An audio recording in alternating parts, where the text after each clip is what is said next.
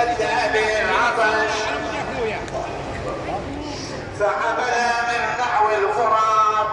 على عمرو بن الحجاج وكان في 4 آلاف فكشفهم عن الماء وأفهم الفرس الماء فلما هم الفرس ليشرب قال الحسين أنت عطشان وأنا عطشان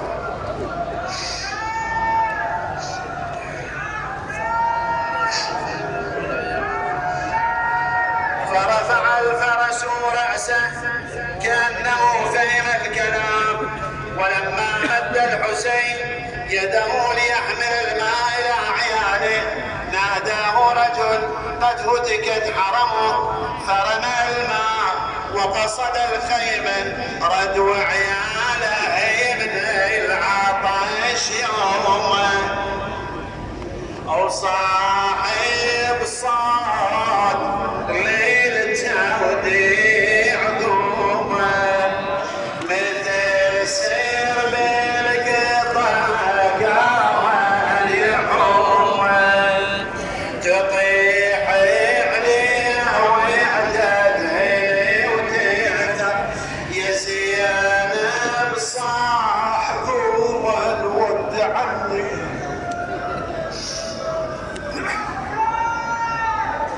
يا زينب صاح قوم الود عني هذا اليوم تالي وداع مني بعد ساعة الودايع فقدني ويشوف اني على المبرم خذن ثم انه ودع عياله الوداع الأخير فنادى يا زينب ويا سكينة ويا فاطمة ويا أم كلثوم عليكن من السلام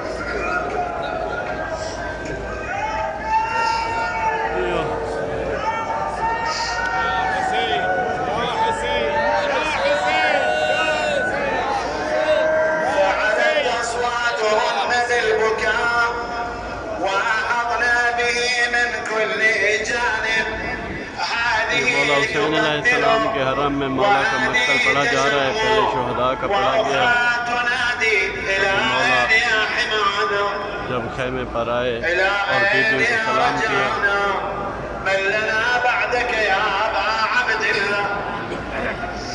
وأمرهم بالصبر وقال استعدوا للبلاء واعلموا أن الله تعالى حاميكم وحافظكم وسينجيكم من شر الأعداء ويجعل عاقبة أمركم إلى خير ويعذب عدوكم بأنواع العذاب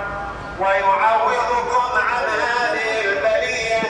بأنواع النعم والكرامة فلا تشكوا ولا تقولوا بألسنتكم ما ينقص من قدركم فعلى بكاء النساء فلا يدرين لمن يلتجئن بعد الحسين والتفت الحسين إلى ابنته سكينة فرآها منحازة على النساء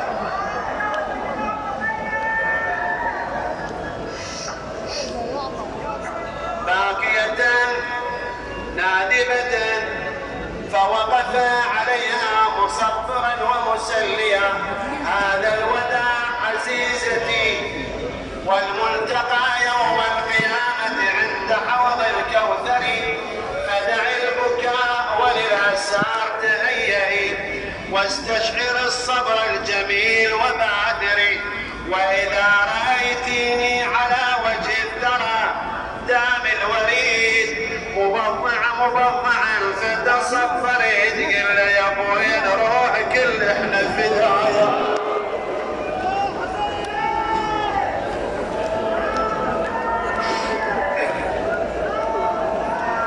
يا ابوي نروح كل احنا فدايا تاخذنا للحروب يا ابوي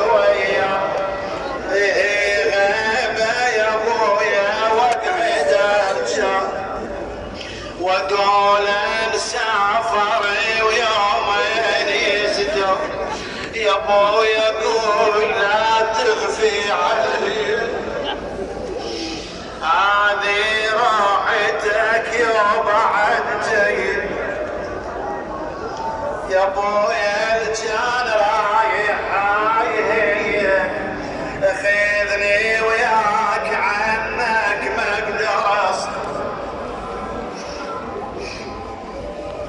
فقال عمر بن سعد ويحكم اهجموا علي ما دام مشغولا بنفسه وحرمه والله ان فرغ لكم لا تمتاز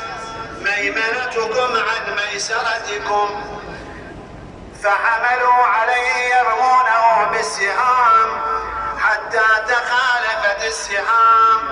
بين اطناب المخيم وشك سهم بعض أزر النساء فدهشنا وأرعبنا وصحنا ودخلنا الخيمة يمرن إلى الحسين كيف يصنع ساعد الله قلبك أبا عبد الله.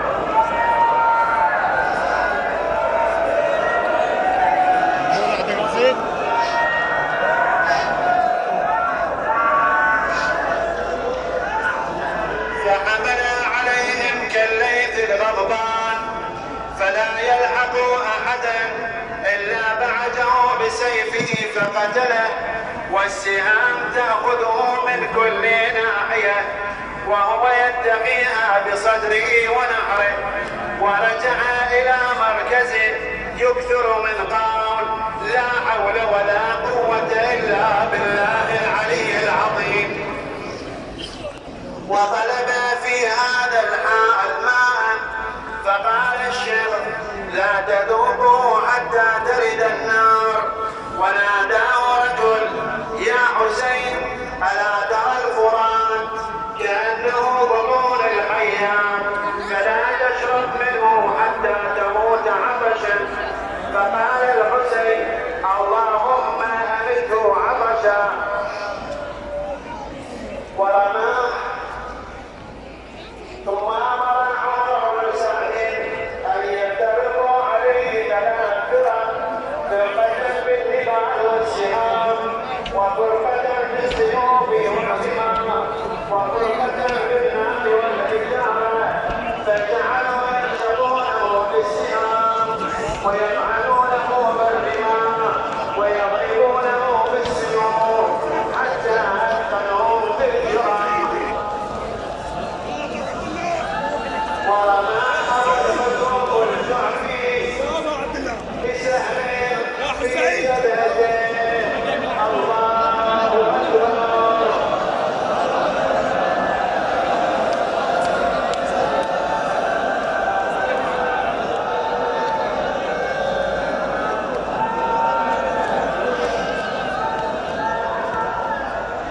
فنزعه وسالت الدماء على وجهه فقال اللهم انك جرى ما انا فيه من هؤلاء العصاة اللهم احصهم عددا واقتلهم بددا ولا تذر على وجه الارض منهم احدا ولا تغفر لهم ابدا. وصاح بهم يا امة السوء بئس ما